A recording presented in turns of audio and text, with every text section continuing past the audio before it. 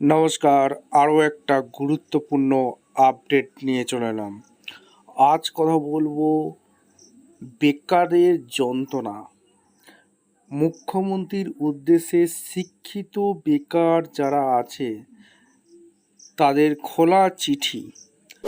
চিঠিটি দেখুন, সারা জীবন ভুলতে পারবেন না। চ্যানেলে ফার্স্ট টাইম হয়ে থাকলে একটা চ্যানেলটাকে সাবস্ক্রাইব করে বেল আইকনটা টিপে রাখবেন লেটেস্ট খবরগুলো পাওয়ার জন্য। এই প্রতিবেদনে বলছে যুবশ্রী প্রাপকদের কাতর আর্জি। আপনারা জানেন আগের সরকার যুবশ্রী এমপ্লয়মেন্ট ব্যাংকের যারা নাম নথিভুক্ত করেছিল তাদের কাতর আর্জি। কর্মসংস্থান ও বয়সসীমা বৃদ্ধির দাবিতে মুখ্যমন্ত্রীর উদ্দেশ্যে লেখা চিঠি ভাইরাল সোশ্যাল মিডিয়ায়। যারা বেকার আছেন অবশ্যই ভিডিওটা লাইক কমেন্ট শেয়ার সাবস্ক্রাইব করে শেয়ার করবেন, যাতে দ্রুত শেয়ার হয়, যাতে সংশ্লিষ্ট দপ্তরের কাছে এই যে যুবশ্রী প্রাপকদের কাতর যে আর্জি তাদের বার্তাটা যেন পৌঁছায়। যুবশ্রী প্রাপকদের নিয়ে কেউ কথা বলছে না। এমপ্লয়মেন্ট ব্যাংকের মাধ্যমে স্থায়ী চাকরির দাবি, বয়সসীমা বাড়িয়ে 50 বছর করার আবেদন নেট মাধ্যমে।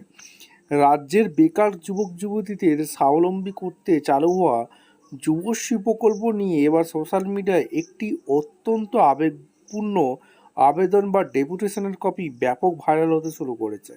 নেট মাধ্যম এবং বিভিন্ন সূত্র থেকে প্রাপ্ত খবর অনুযায়ী রাজ্যের হাজার হাজার যুবশ্রী প্রাপিকাদের পক্ষ থেকে সরাসরি মাননীয় মুখ্যমন্ত্রীর উদ্দেশ্যে লেখা একটি খোলা চিঠি বা স্মারকলিপি ঘিরে বিভিন্ন মহলে জোর চর্চা চলছে। ভাইরাল হওয়া এই চিঠিতে আক্ষেপের সুরে উল্লেখ করা হয়েছে যে 2013 সালে বেকারদের কারিগরি প্রশিক্ষণ ও নিজস্ব রোজগারের পথ তৈরির লক্ষ্যে এবং প্রতি বছর 1 লক্ষ বেকারের চাকরি সুনিশ্চিত করার প্রতিশ্রুতি দিয়ে এমপ্লয়মেন্ট ব্যাংকের সূচনা করা হয়েছিল। কিন্তু সোশ্যাল মিডিয়ায় হতাশা প্রকাশ করে চাকরি প্রার্থীরা জানিয়েছেন বিগত দিনগুলোতে তাদের কাছে সেই প্রতিশ্রুতি কেবল স্বপ্নই থেকে গিয়েছে। তবে বর্তমান প্রশাসনের সদাত্মক ও জনমুখী ভূমিকার দিকে তাকিয়ে নতুন করে আশার আলো দেখছেন রাজ্যের বেকার যুব সমাজ। তাই নিজেদের ভবিষ্যৎ সুরক্ষিত করতে তারা সরকারের কাছে দুটি অত্যন্ত গুরুত্বপূর্ণ ও মেগা দাবি পেশ করেছেন।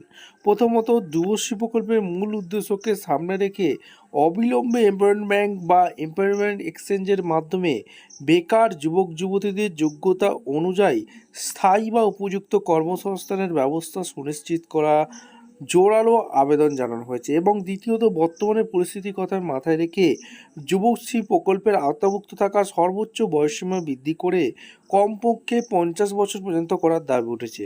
উত্তর 24 পরগনা সহ রাজ্যের বিভিন্ন জেলার হাজার হাজার যুবশ্রী প্রাপকের পক্ষ থেকে করা এই বিনীত আবেদন আশা প্রকাশ করা হয়েছে যে সরকার অত্যন্ত সহানুভূতির সঙ্গে তাদের এই দীর্ঘদিনের বঞ্চনার অবসান কাটিয়ে একটি নিশ্চিত ভবিষ্যৎ উপহার দেবে।